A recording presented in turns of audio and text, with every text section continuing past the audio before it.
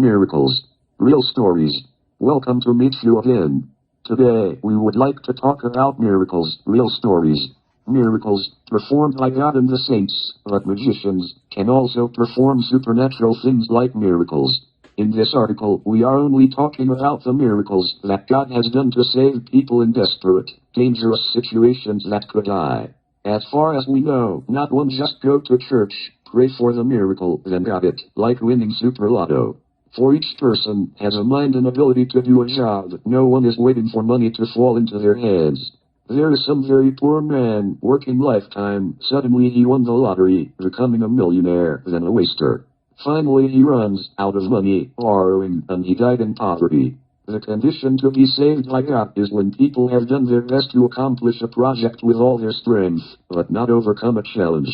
Or suddenly someone encounters a deadly danger which he cannot foresee and he cannot avoid, may die, but luckily escape. It is a miracle. Nor did God appear, or the saints appeared to save us, but the incidents happen as a matter of coincidence. Right at the moment we are panicked, confused, it seemed to have someone coming to help, or other phenomena that changed the situation from worse to good. Looking like the boat of the boatman was sent by a storm, suddenly they met a long tree to cling to and drifted to the shore.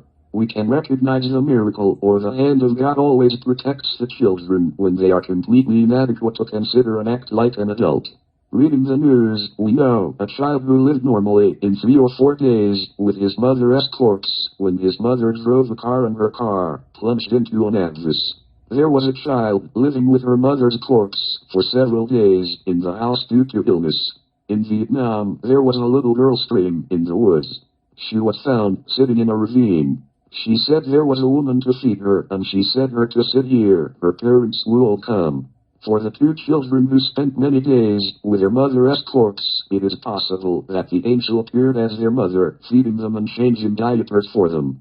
But they did not know their mothers were dead. In 1963, when I was still in Vietnam, I learned of a miracle like this. My friend has 2 children. He lived in a 2-story house.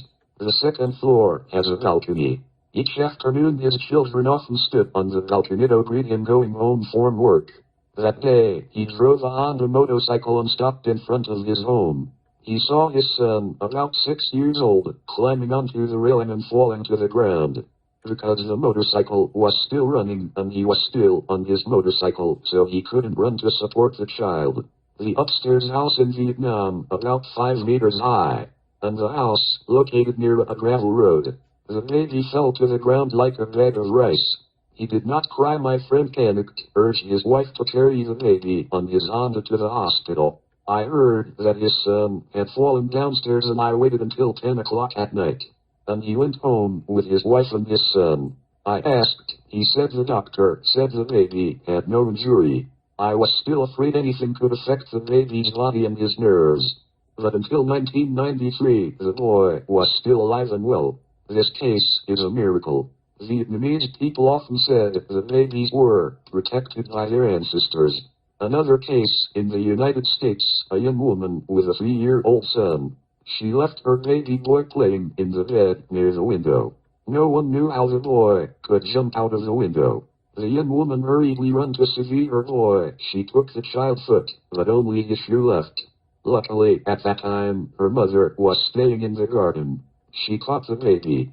God raised a mentally ill prisoner. This is a story of a prisoner in the communist regime in Vietnam. We were amazed to see that a fellow inmate, indeed, was mentally ill. But the communist officer thought he was faking mad, so he was locked up with us. He has lived completely by instinct of a creature. He did not act, did not talk like a normal person. That means he could do whatever he wanted. I often saw him, and I thought only miracles could help him live in the prison with hunger and suffering, with not drugs to treat the disease. He did not wear a hat in sunny or rainy days. In hot summer or in cold season in northern Vietnam, he still wore a thin shirt. Because he was too hungry, he had to eat whatever he could. In the Vietnamese communist prison, one of the most likely causes of death is dysentery. Anyone who drank uncooked spring water or ate raw vegetables would be sick with dysentery. Approximately 90% of patients died because there was no medicine to cure. especially in the area of Yen Bay, North Vietnam. Anyone who ate raw cassava or undercooked cassava would vomit.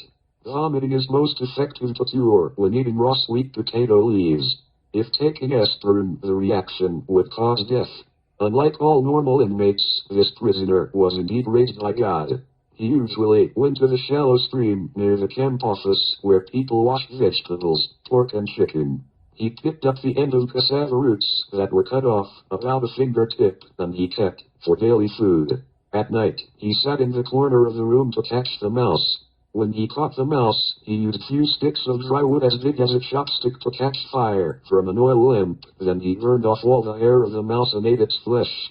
But he has absolutely no diarrhea nor dysentery. Our pitiful prisoner was still alive and well. He never went to the camp dispensary. Once, when he heard an owl and given, he told us, after finishing howling, this animal climbed to the ground and turned into a mouse. He also said whenever he died, he would turn into a black cat with a white dot on top of his head. We asked him why he had a white dot on top of his head. He said that the mouse would mistakenly thought that was a piece of cooked rice. The mouse come to eat the cooked rice and he caught the mouse. This prisoner stayed at the prison for up to 5 years. When he was released from the prison, a guard took him out of the prison gate, but he went back to the prison. After that, the prison had to pay the bus driver to take him to the city. In the Vietnam communist prisons, we were treated like prisoners, condemned to death, waiting to be executed. We were completely helpless, starving, hungry, but could not find something to put in the mouth. We were like children. At that time, we realized the righteousness of God and miracles. There was a prisoner working in the kitchen early in the morning. He put his hand into the rice bin to get rice to cook. He did not know that there was a snake in the rice bin. The snake often stayed in the rice bin to catch rats, and the snake bit his fingers.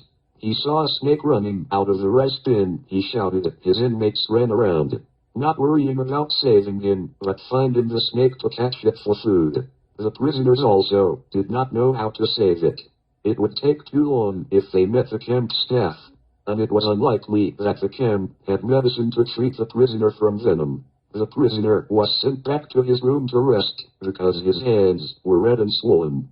He only covered snake bites with garlic and hot salt water. Then he recovered. One prisoner worked as a carpenter. He and few prisoners were assigned to replace a piece of corrugated iron sheet on the broken roof of the prison. The prison was built of brick wall, very large and tall. There were 2 stories of beds for prisoners to lie on.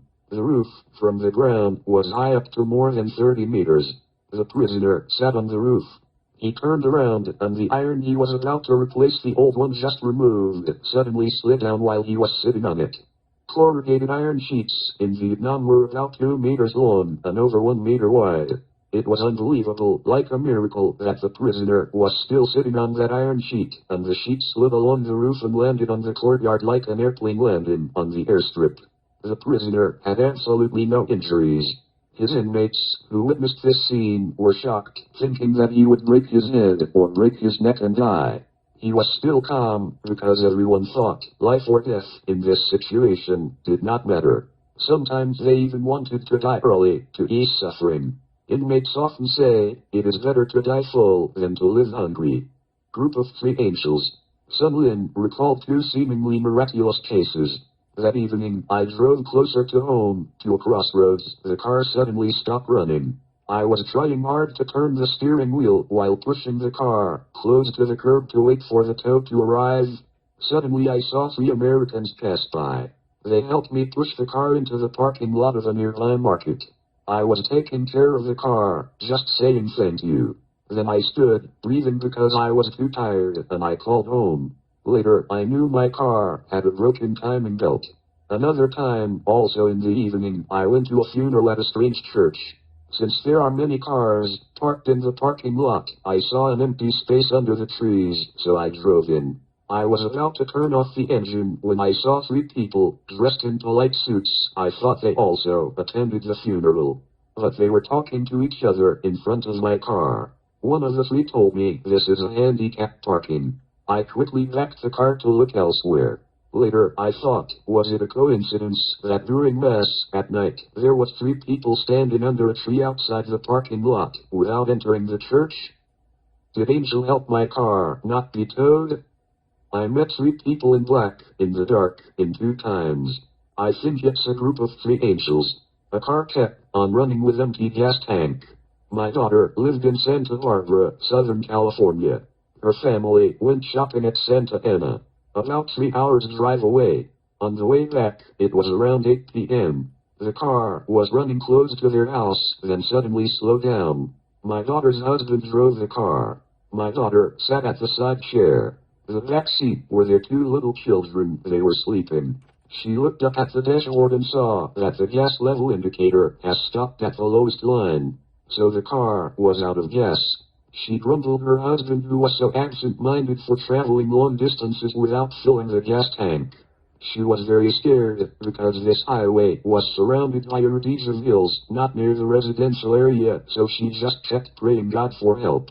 Suddenly she felt like the car had incredible strength, or someone pulled the car too fast, with no engine running. She asked her husband why the car ran too fast.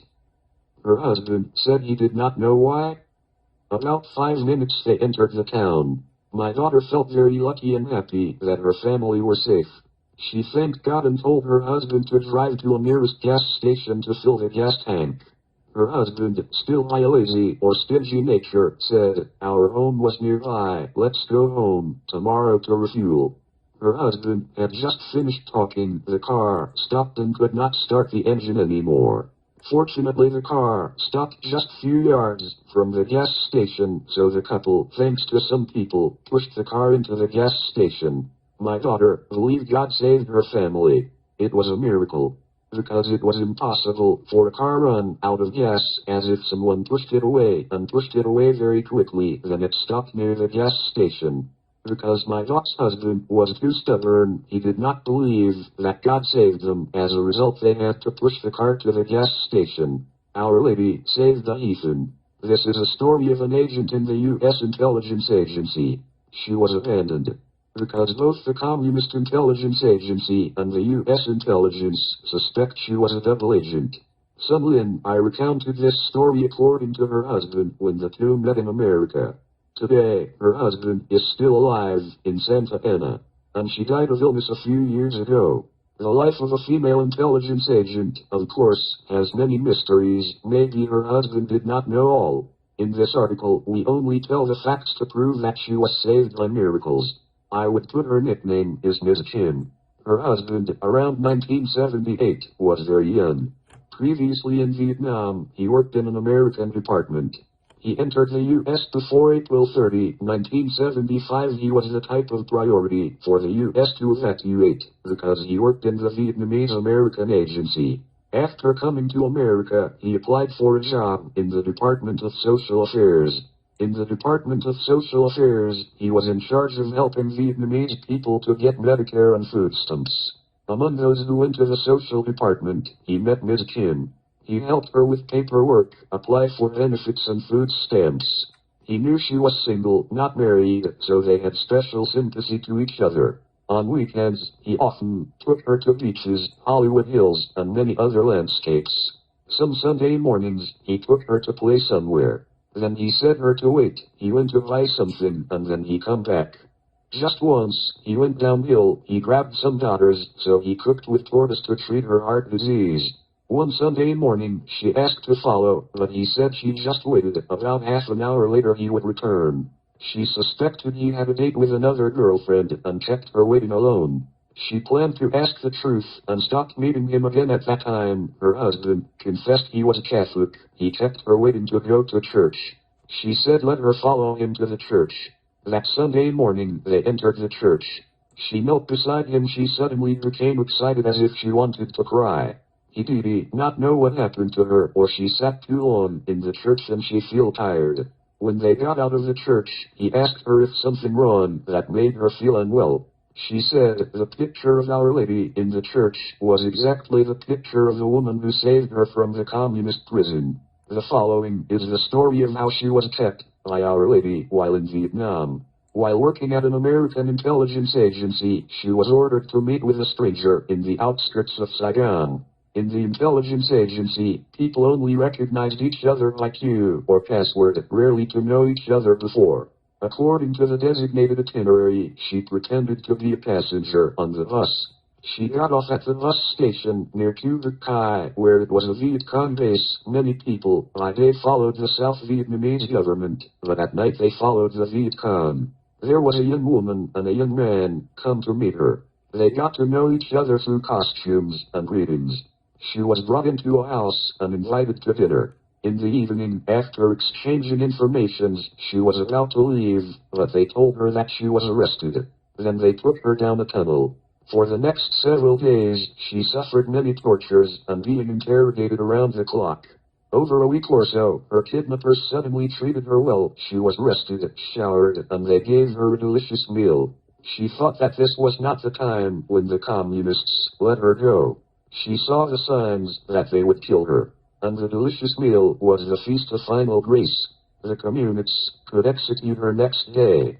That night, she was asleep dreaming. She saw a woman dressed in white robes. She woke her up. She untied her hands and feet and made signal for her to follow her. She obediently followed her as a child following her mother.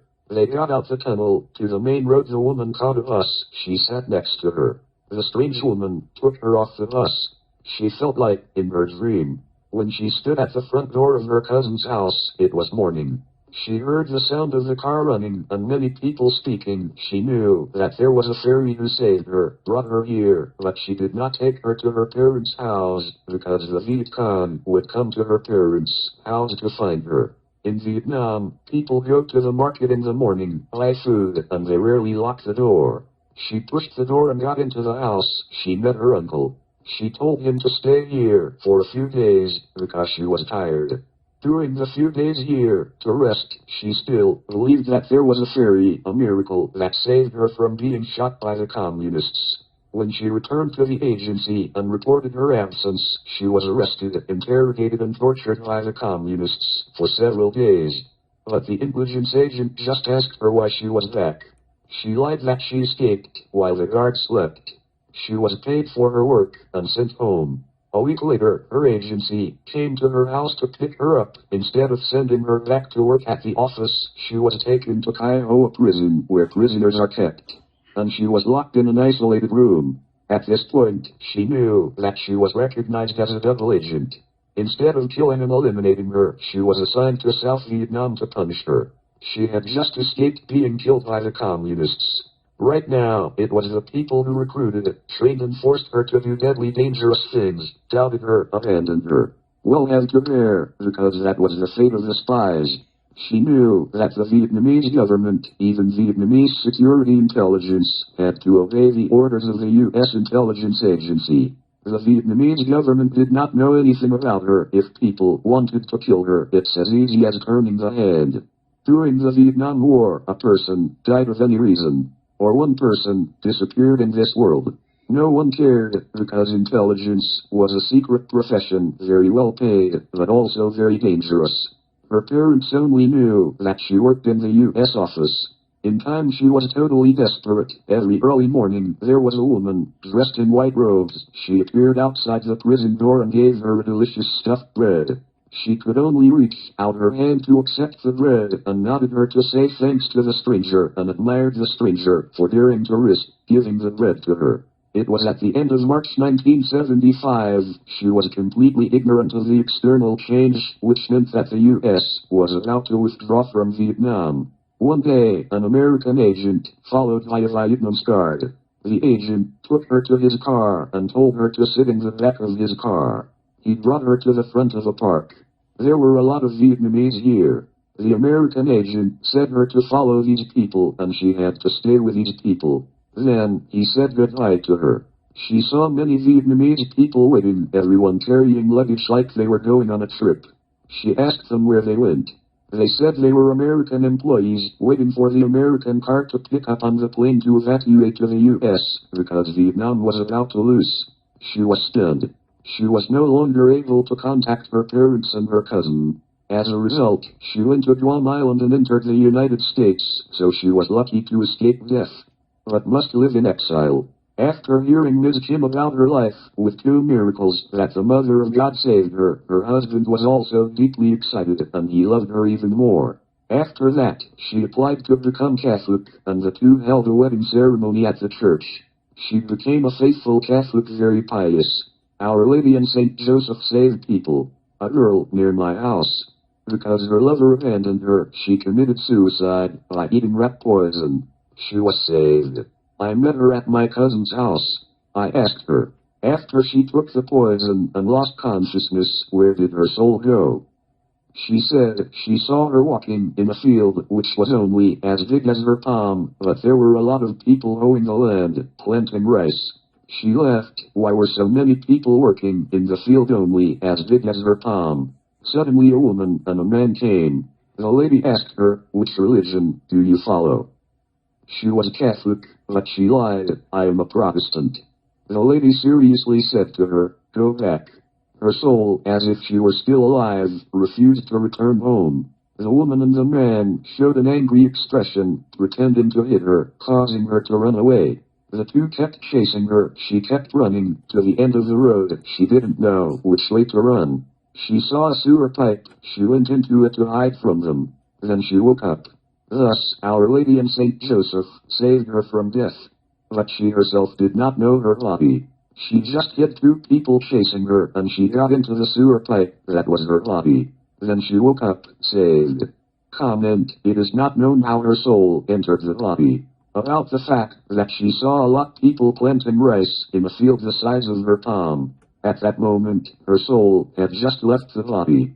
But there was still life in her body. And she also carried the mind of a living person. The spirits were, in fact, just atoms like viruses. For them, they were human beings like human beings on Earth. But by figure, they could be only as large as the viruses. And a virus, compared to a human palm, was an immense field of rice. The only difference was that these viruses can transform into humans or giants. This is the second story we have learned about the resurrection of the dead. Previously, we also heard that a man drowned and he was saved. The man also said he met a lady and a man chasing him. He ran to a dead end. He hid into a sewer pipe and woke up. Miracle for a person who was shot down into the sea. A fellow inmate told us the following miracle. Before April 30, 1975, the central provinces of Vietnam were lost to the communists. The South Vietnamese troops abandoned their ranks and found their way to the south. He was a company commanding officer, and his unit arrived at Nha Trang's wharf in the evening. There were many people rushing to any boat to escape. He got a boat and ordered the boat owner to leave the dock.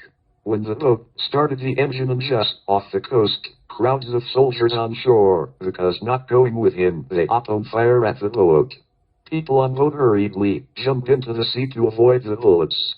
He also was hit on the shoulder, but trying to swim to shore. He thought he couldn't swim any farther and was about to sink. Suddenly it felt like someone grabbed his shoulders and dragged him across the sea surface. The invisible force pulled him onto the beach. He was lying on the sand. He could not crawl because he was too tired and he was bleeding a lot. Suddenly he saw a little girl come up to him. She carried a wash basin of water. The girl used a towel in the wash basin to wipe his face and his wound. Then she helped him to bandage the wound. He thought, not knowing this girl was too nice and very kind.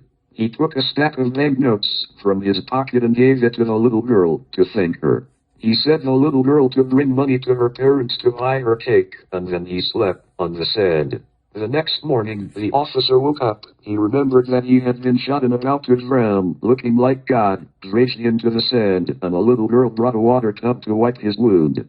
He suddenly realized that, late at night, while a little girl of some family who knew he was shot, lying on the beach, and she brought the tub of water to clean his wound and help him to bandage his wound.